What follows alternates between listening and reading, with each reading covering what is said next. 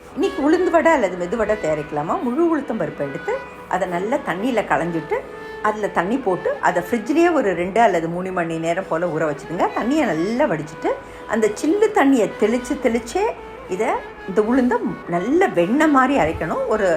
கொஞ்சம் தண்ணியில் ஒரு பாத்திரத்தில் போட்டோன்னாக்கா அது அப்படியே முதக்கணும். இதை நல்லா கையால் கலந்து விடுங்க. அப்போ தான் அதில் நல்லா ஏர் பாஸ் பண்ண மாதிரி இருக்கும்.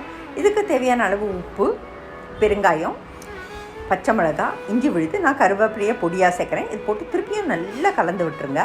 கலந்து விட்டுட்டு இது உளுந்து வடை தட்டுறதுல நிறையா மெத்தட் இருக்குது. அதில் ஒரு மெத்தடில் ஒரு வாழை இலையில் கொஞ்சம் தண்ணி போட்டு கையில் தண்ணி ஒரு கப்பில் வச்சு தொட்டு அதை ஒரு சின்ன பால் அளவு அந்த உளுத்த மாவை எடுத்து அதை தட்டி நடுப்புற ஓட்டை போட்டு சூடான எண்ணெயில் அதை போட்டு பொரித்து எடுத்தோன்னாக்கா வெளியில் கிறிஸ்பியாகவும் உள்ள சூப்பர் சாஃப்டாகவும் சவுத் இந்தியாவோட சிக்னேச்சர் டிஷ்ஷில் ஒன்றான மெதுவடை அல்லது உளுந்து வடை தயார்.